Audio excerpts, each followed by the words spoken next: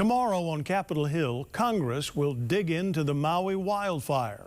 Top officials from HECO, the Public Utilities Commission, and the State Energy Office will be questioned on whether electric infrastructure played a part in the tragedy.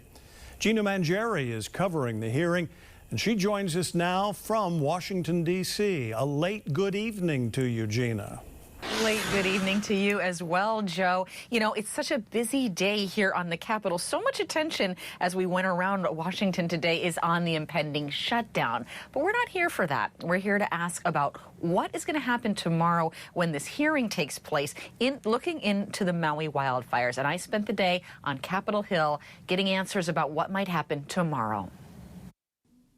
I wanted to know what the House committee investigating Maui hopes will come of this, so I went right to one of its co-chairmen to find out.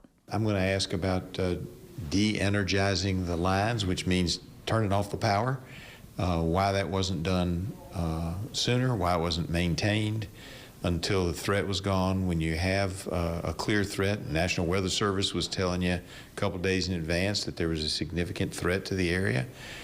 Why aren't you taking the actions necessary?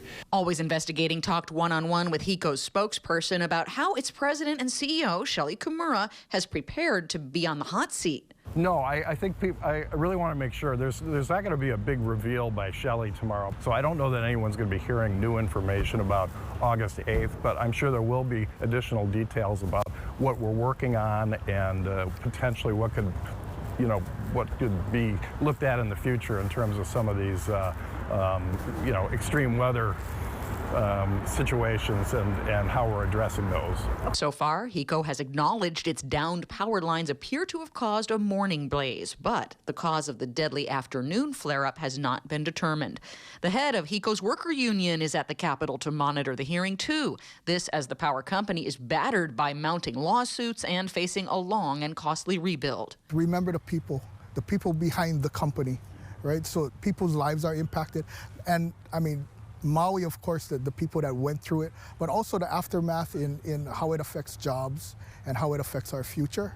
I wanted to know, what are the potential ramifications of a congressional investigation, especially with billions in federal recovery funding needed in parallel with accountability? I view these on separate tracks. There appears to continue to be bipartisan support for disaster aid for Maui, figuring out what happened, and what different institutions in Hawaii can do to make sure it never happens again. And if there needs to be accountability, is an important step forward. All this comes as a government shutdown looms at week's end, with the House unable to resolve spending bills.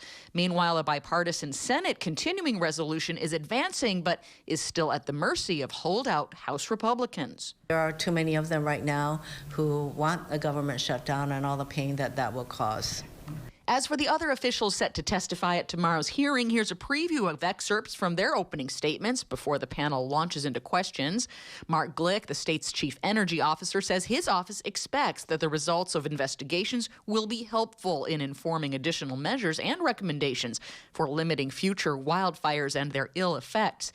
And the chair of the Public Utilities Commission says we are working with the utilities to take immediate actions on changes to protocols, on red flag warning days, and whether power lines should be built below ground. After HECO, the PUC, and the Energy Office testimony, both of Hawaii's House members will also face the panel to give their perspectives. Here's what each told me ahead of their appearances tomorrow. I hope it's just legitimate questions and assurance that federal programs are being carried out as they should be carried out.